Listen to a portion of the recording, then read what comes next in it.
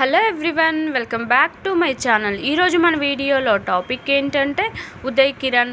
ఈ పేరు వింటే చాలు మనసులో ఏదో తెలియని ఒక బాధ. మన ఇంట్లో మనిషిలా పక్కింట్లో మనతో చనువుగా ఉండే మనిషి లేకపోతే ఎలా ఫీల్ అవుతామో ఉదయ్ కిరణ్ గురించి వింటే కూడా అలానే అనిపిస్తుంది. ఉదయ్ కిరణ్ లోకాన్ని విడిచి 10 ఏళ్లు దాటింది. అయినప్పటికీ ఆయన గురించి ప్రస్తావనలు తరచూ వింటూనే ఉంటాం. డెబ్యూ సినిమా చిత్రంతోనే ఉదయ్ కిరణ్కు తిరుగులేని క్రేజ్ వచ్చింది.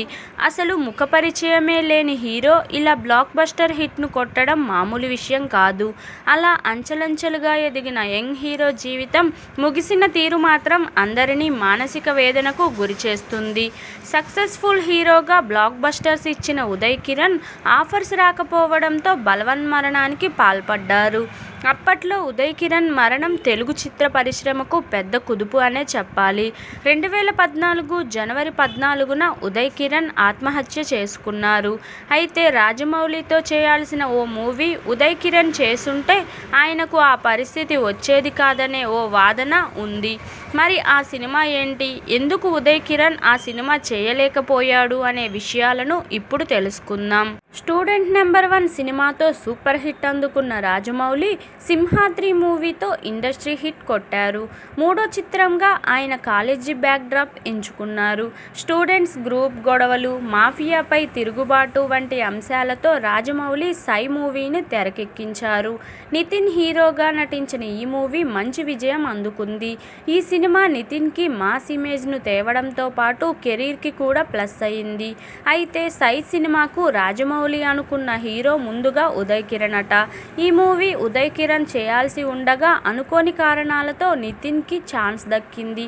2001లో విడుదలైన మనసంతా నువ్వేతో భారీ విజయం నమోదు చేసిన ఉదయ్ కిరణ్కి వరుసగా యావరేజ్ ఫ్లాప్స్ పడ్డాయి.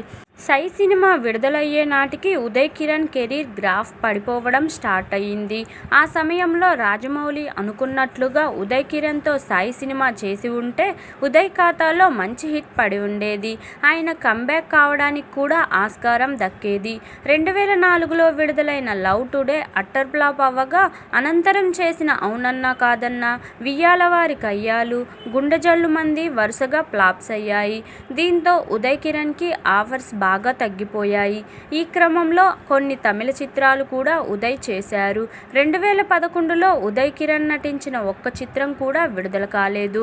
2012లో నువ్వెక్కడుంటే నేనక్కడుంటా, 2013లో జై శ్రీరామ్ చిత్రాలు చేశారు. ఇక ఉదయ్ మరణించే నాటికి సెట్స్పై ఉన్న మూవీ చిత్రం చెప్పిన కథ. విచిత్రంగా ఉదయ్ కిరణ్ కెరీర్ చిత్రం మూవీతో మొదలై చిత్రం చెప్పిన కథతో ముగిసింది. సక్సెస్ఫుల్ హీరోగా ఉన్నప్పుడు ఆయన అనుభవించిన గౌరవం, స్టేటస్ తర్వాత పోయాయి. ఆఫర్స్ లేకపోవడంతో ఒకంత ఆర్థిక సమస్యలు, వ్యక్తిగత సమస్యలు సైతం ఎదుర్కొన్నారు. మరి ఈ సమస్యలన్నీ ఉదయ్ కిరణ్కు ఒక్కసారిగా చుట్టుముట్టడంతో సున్నిత మనస్కుడైన ఆయన జీర్ణించుకోలేకపోయారు. మానసిక వేదనతో తనువు చాలించారు. ఏది ఏమైనా మన టాలీవుడ్ ఇండస్ట్రీ మాత్రం ఒక మంచి నటుడిని కోల్పోయిందనే చెప్పాలి. మొత్తం మీద ఉదయ్ కిరణ్ స్టోరీ ఎప్పుడు విన్నా సరే కన్నీళ్లు ఆగవు. ఇదండి ఈరోజు టాపిక్. ఈ వీడియో కనుక మీకు నచ్చినట్లయితే లైక్ చేయండి, షేర్ చేయండి. మరిన్ని ఇలాంటి ఇంట్రెస్టింగ్ వీడియోల కోసం నా ఛానల్ను తప్పకుండా సబ్స్క్రైబ్ చేసుకోండి. Thank you for watching. Bye everyone.